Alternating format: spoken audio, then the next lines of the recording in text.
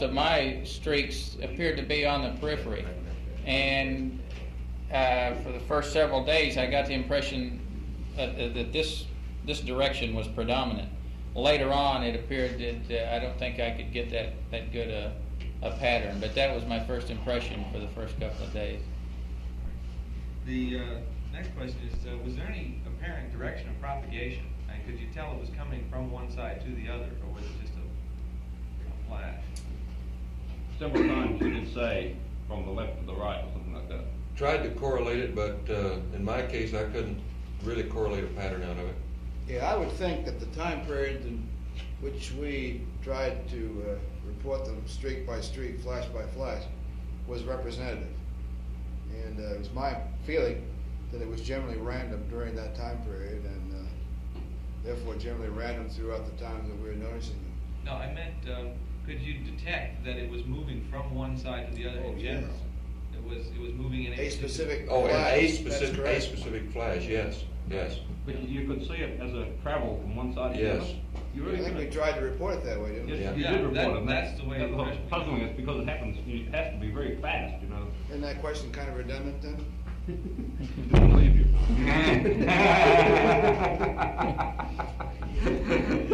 Was there some character to these flashes that had some aspect of direction? I mean, were they all the same rod shaped, or did they have a tail on them? Well, what I saw, what I reported as a streak was simply that. Now maybe the way we determined the direction subconsciously was that it was a ball of light moving in a direction, leaving a tail. But I can't say that for sure. All I reported was a streak, and I had the impression of it moving from one direction to the other. And I reported that direction, and I can't clarify it much more than that. Do you want to? Maybe while you're asking a question, if we just douse the lights, I think they can see this in the darkened room. But just try. The idea is to try to see whether this is what you saw or similar to it. I think you need the lights out there. Well, can you see anything? Yeah, except that's what it looked like, except it was traveling. In other words, it started out and it definitely progressed across the field of view. Direction of motion per individual. Was it that bright? Yeah, except you're not traveling. It was traveling. You saw it as a point that made the streak. I never did see two simultaneously either. Neither did I. Now you have two streaks on that. I never saw that. At one time you said you saw a semicolon-shaped thing. So what? A semicolon-shaped object. This was in the first report. Before the I never did. If I reported it, that's what I saw, but I don't remember it. Did you see anything that looked like this? All I can say is whatever was reported is what I saw.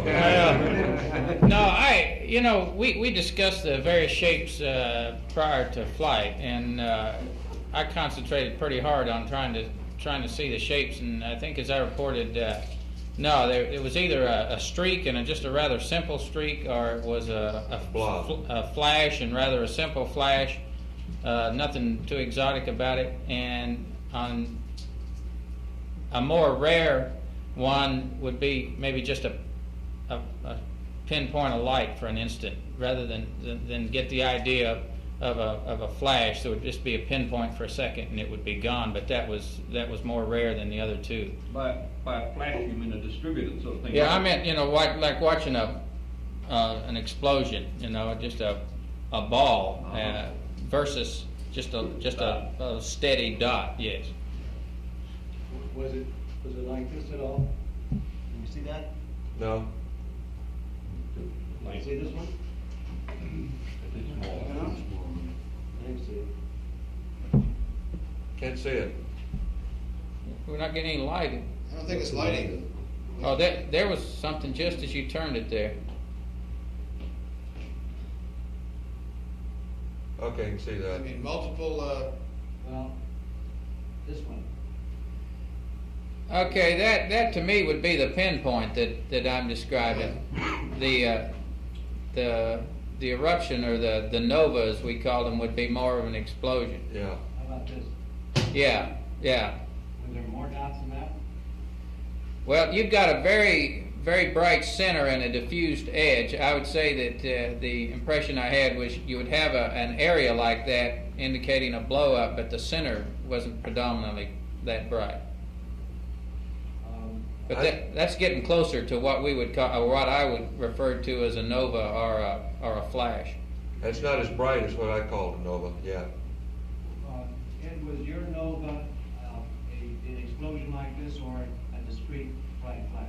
No, it was, what I called a nova was more of a blob that seemed to start with that and kind of expand. More diffused. Yeah, and more diffused as the time went on. But brighter than that? Brighter than that, yes. That's what I'd call a flash or a star. Here again, you've got too much contrast between the center and the diffused area there, though. That's some light. Also, your time frame that you're flashing, that's too long. It was faster than that. But am I right, Ed, from what you just said, that when you said flash, you really meant a star and not what you just described? I think I almost tended to use flash and star interchangeably. That's not true for you. No, when I flash, nova to me were essentially the same thing. The only distinction I make is the pinpoint versus an explosion. Okay, I think what Stu was calling a pinpoint was about what I'd call a star or a flash. And a nova, to me, was a much bigger, brighter thing. Okay, I got a couple of quick ones. First of all, the cabin lighting.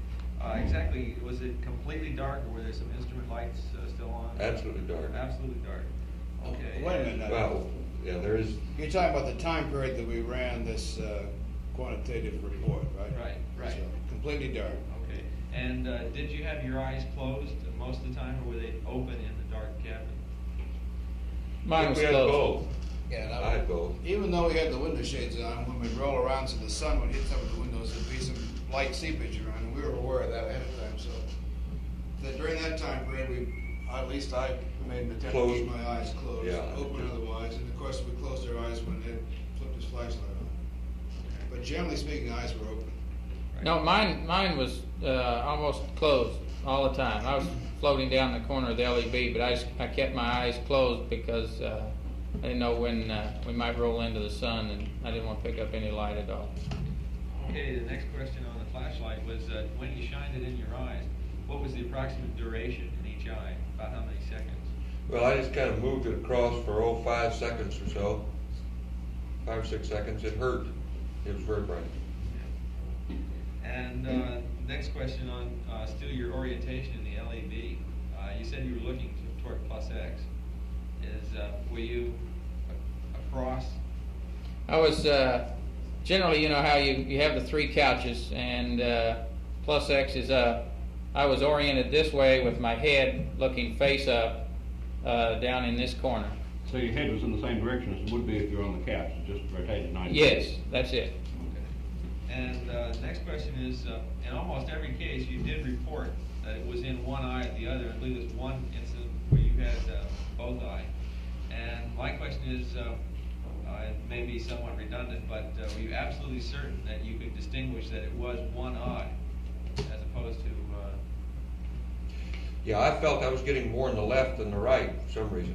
Well, in fact, you're all heavily biased towards the right on your reports. Really? Very heavily, like 3 or 4 to 1. You had I would have 12 sworn that I was biased to the left. You had 12 right and 6 left, and Al, you had 10 right, 4 left, and of the ones you reported, Stu, you had 6 right and 2 left, and the rest were either no reports or both eyes. It was all very heavily biased to the right eye. That's very surprising. No, well, you know. While we're talking about that, it seems to me that I would get a flash or a streak or whatever the phenomenon, whatever the shape was, simultaneous with somebody else reporting it. That's exactly the next Yeah. question. We there were 3, from listening to the tapes, 3 events, and it occurred in cases where different pairs were involved, which were coincidences. Where I think in one case, Ed, you said flash, and then Al, you said simultaneous with him. I had a flash in the whole right eye. Now, my question would be, when it was simultaneous, was it after he began speaking, or was it in fact, was his words good enough for you to have been a mark on your flash? Well, certainly within a fraction of a second, I think it was simultaneous. Yeah, the couple of times it happened to me, it was his mark or whoever's Right. mark it was good enough. Yeah. Okay. Same here. And then the next question is, earlier, before the session, and when you were describing some of the subjective observation, you mentioned the halos that you'd seen, that you'd see a flash followed by And we finally got Stu to take his halo off and put it away.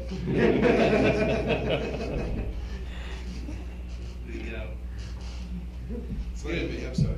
Well, okay. Now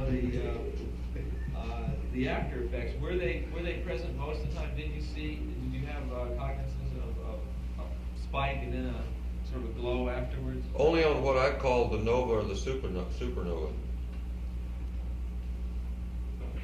Is that true for you too, Stu? I didn't really notice a halo effect myself.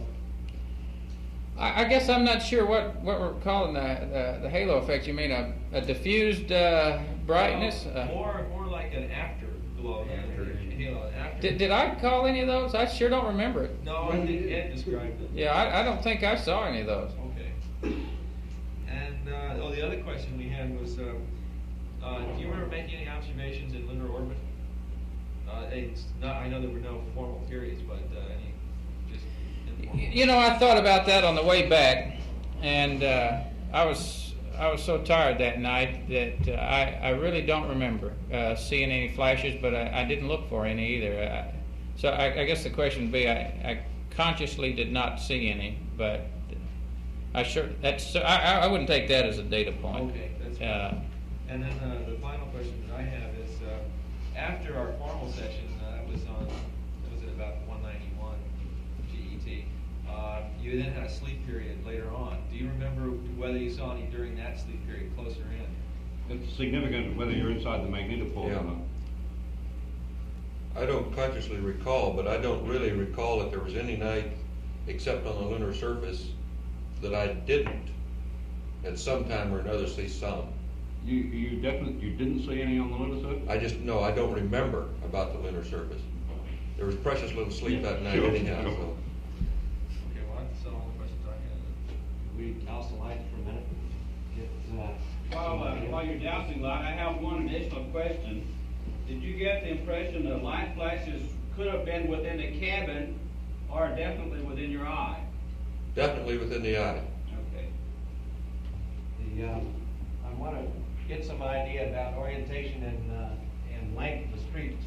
Did you ever see anything that looked like this? No, No. I never did.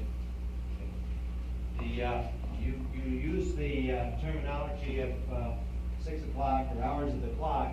Does that mean to you, when you say 6 o'clock to the center, about how long a streak is that? That's a hard question to answer. If you were visualizing something about about the arm's length away from you, how long would you say your longest streak was? That long? You see my fingers? I'll show it on the... Let me describe it a different way. All right. It appeared to me that the things, I would say, were 3 or 4 inches away from my plane, whatever that means, and were a couple of inches long. Tell us what it That means. makes sense. Yeah, a couple inches long and 3 or 4 inches in front of you. It looks like this. Too long for me. There were 2 of them, I guess. See that one up above? The one up above looks better. Okay. How about this? Probably fairly close. Yeah, I'd say that's probably about as close as the longest one. See, I'm not sure what our scale is here. I'd rather say that if I'd consider whatever it may be, but the field of view of, say, my right eye, and take a radius of that I'd put a streak at of about a half the radius would be the Yeah. average streak. Half or a little longer. Okay. You think, is there any way that you can associate this length of streak to what you said, Stu? Was it longer or shorter, or can you say? Well, it would depend on how big a circle I want to draw from my field of view. Yeah, I saw streaks that long because with my eyes closed, I imagine a rather big field of view here in my eye. So yeah, I'd see streaks that long.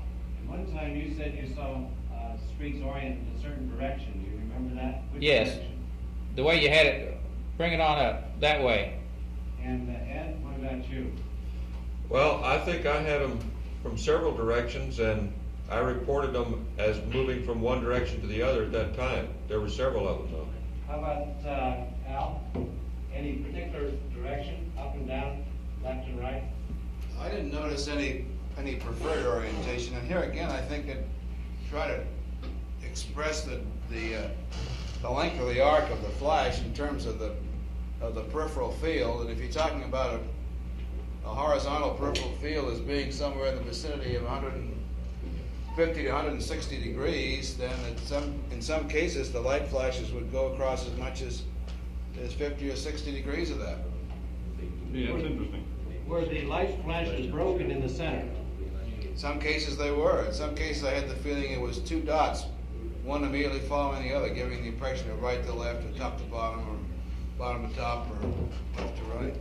The point is, you see that the retina is so curved that if you draw a straight line, you can't get too long. You shouldn't be able to get too long a streak without breaking out of the retina again. You know, in the plane of the retina, because it's shaped like that.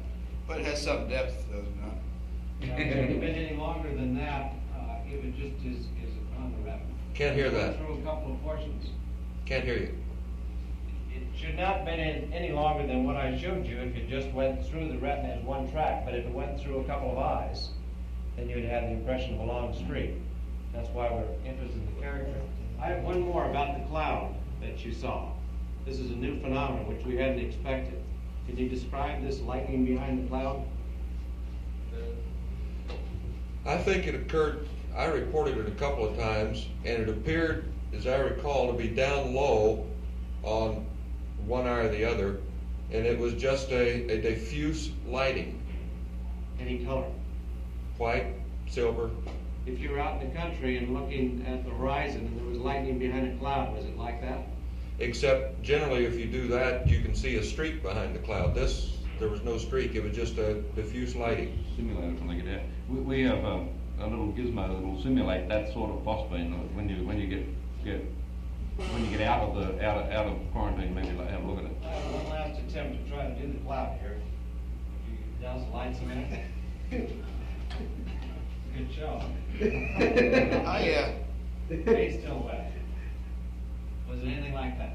I didn't see it. It's pretty dim cloud, right? Hey, I'm not dark adapted, I still don't see it.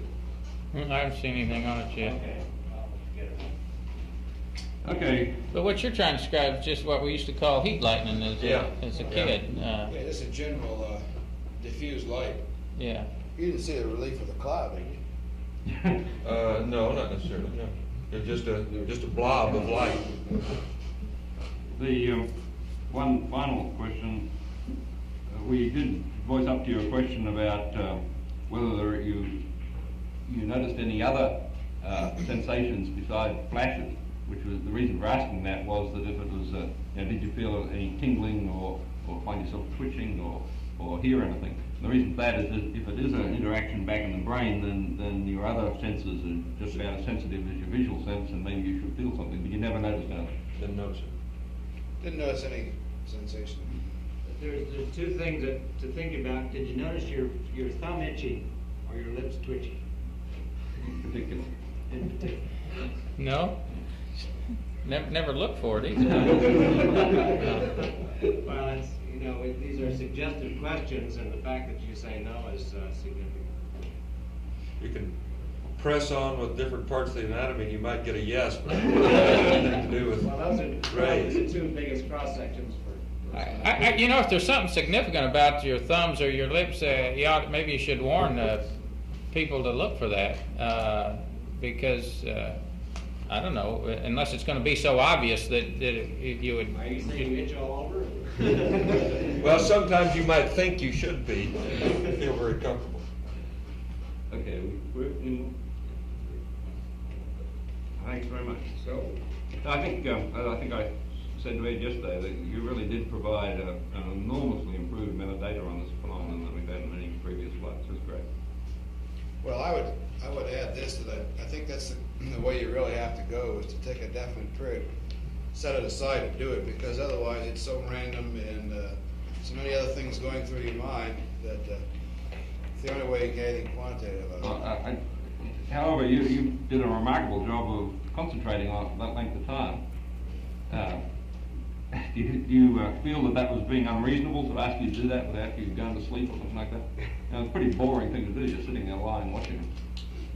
Do you think we should be that in planning for doing this sort of thing on future missions, that we shouldn't try and do much more than we tried to get you to do, because it's just too much just to sit there lying there trying to concentrate that length of Well, time? if you can find a time period during the flight when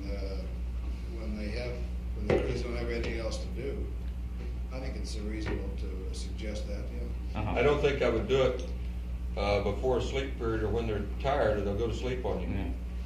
Yeah, and I think along that line, Phil, by the time if you talk a little bit pre-flight like we did, and then the phenomena is there, because your first sleep period, or the first time you get the spacecraft dark and close your eyes, you're going to see flashes, and so then that sort of sparks your curiosity a little more, and then when they say let's settle down and count them, well, I think you're agreeable to it. Fine. Okay. Hey, one other comment on that, and I'm not even sure that it's related, but I really think that this is just a general impression, that if I would look at say the glow of the wristwatch or something like that, and then close my eyes again, I'd almost always see a flash. And I tried then to correlate looking at say a crack through the window shade, or looking at my watch or something, and then closing my eyes, and I really came to the impression that the two may have been correlated, but I never really looked at it enough to say that for sure. But I think there was a correlation between seeing a light of something like this and then closing your eyes, and pretty soon you'd pick up that flash. That's an important observation. If the action is directly in the bipolar or the retina cells, the outer segment, you might expect it to behave the way electrical phosphines do, rather than just from light, which takes dark adaptation. What do you think about that, Ed?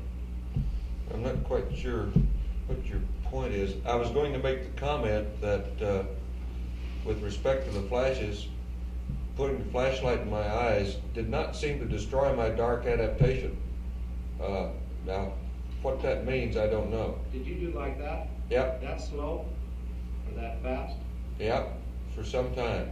You certainly wiped out some of the nerves. I wiped out something. Wiped it all out. I'm not sure that's true, Chuck. How long did you do it? You should wipe it all out. A couple of minutes, minute, A minute, back and forth like this. About 5 seconds per track. something like that. Yeah. Hey, now I know what during- you're saying, though, is that the reason you think you didn't knock it all out is because you could still see the flashes? Is that what you're saying? Well, the cockpit looked different. Remember, I was doing this eyes open. And it seemed like, with just what I consider dark adaptation, that I was more dark adapted, that I dark adapted much sooner after doing that than I did when we started the experiment. You would.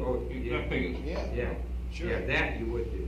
Because you wipe out the cones less with that, just with the flashlight you do with the tungsten light or something else.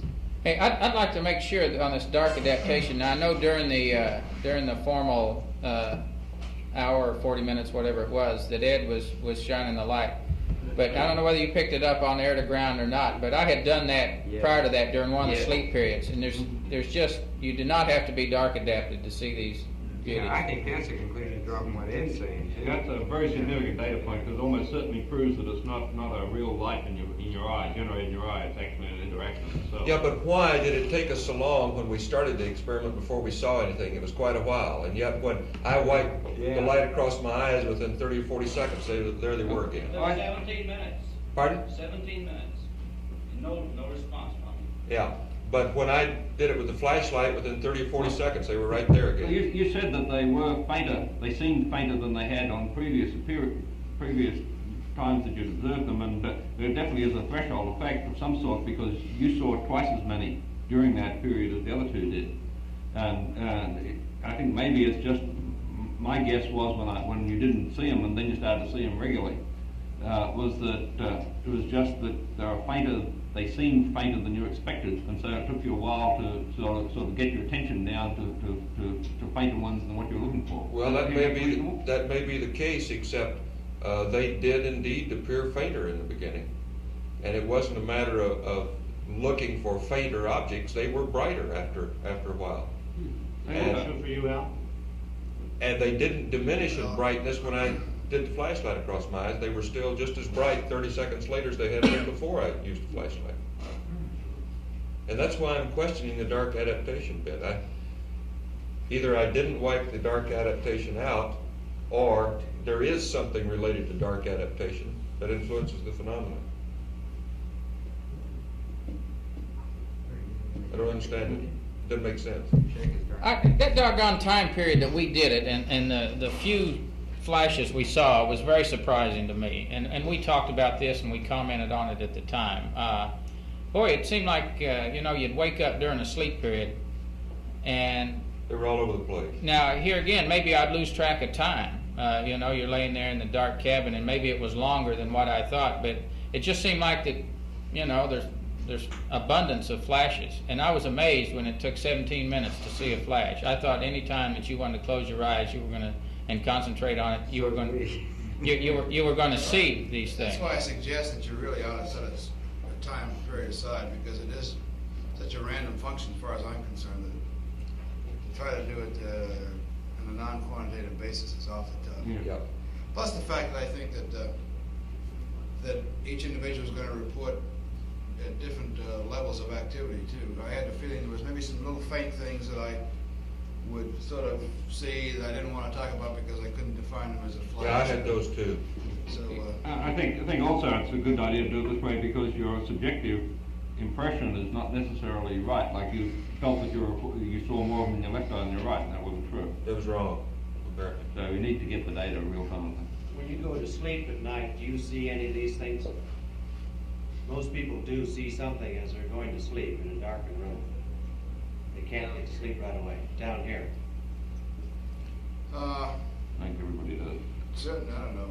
Yeah, you got lights blinking around, in your eyes if you get in a real dark room occasionally. But maybe it's because we'd never really concentrated on looking for this particular type of phenomenon. These phenomena that you saw were different from the ones that you see once in a while. Oh, Certainly definitely. a lot more frequent. Yeah. No question about that. How about in brightness? About what? Brightness. It's hard to say. Yeah. I guess I'll make a note to see if I see any of those, from here on. But I certainly haven't since we've been back. But here again, and Ed mentioned this, and I agree with him, but it's another subjective thing, that the flashes you see when you wake up in the middle of the night as a whole appear to be brighter than the flashes as a whole during that experiment that we did during the day. And I'm like Al, I was a little reluctant to call anything except a very positive flash during that time frame. I wanted to make really sure that was indeed a mark at the time that I called it. But those that you saw during the middle of the night appeared to be brighter, and like I say, appeared to be more of them. But here again, you may lay there for an hour and you think it's 5-10 minutes or something. I don't know. Maybe you lose track of the time, but it's a subjective thing. Ed saw one blue flash. Did anyone else see color? No. Wait a minute. No, that wasn't blue. It was a silver, a blue-white sort Like of a thing. blue diamond, you said. Like a blue diamond. Was that the brightest that you saw? I don't recall it was the brightest, no. Has anybody been hit in the head and seen stars? Yeah. You have? Yeah. Were these anything like that? Yeah. think I'm more concentrating on the pain. When you go to bed tonight, if you in a dark room, if you just knuckle your eyeballs, you should see flashes, and it might be worth trying that to see whether they look like the same sort Yeah, of. we cry a lot in here. Okay. No, I'll say, if you can get the next cruise interested, Phil, it makes a great topic of conversation, and, during the flight, you got nothing else to talk about, you can talk about light flashes, so, I think if you get the crew's curiosity aroused, why, it's a good deal. Well, I think the interest, the pressure on the subject which is built up is such that there will be some formal experiment on 15. It's probably the way to go. Okay. Thanks very much. Thank you. Now, we'll keep back in touch with you and let you know what we're gonna do with this other thing and what we're gonna do, how things are coming time-wise for the end of the business too. For the what, Chuck? For the totally, you know what the date is, you know what the time is now? 07:31 on Saturday, Oh. The release time, you mean? yeah. Work on springing us early, Chuck. Somebody said that 21 days ended up on Saturday morning, yeah. Yeah. Oh, we've been led to believe otherwise, Chuck. In the debriefing plan, it says 0800 the 26th on Friday. Deke says we get out Friday morning. Yeah, he called me yesterday. Yeah, he called me last night. He says, "How the hell did we ever get this number in here?" I said, "I don't know where you got that number." Well, the radiation people are here. We're talking about release and all that kind of business. Can we get a hack on when they're going to get total body counts?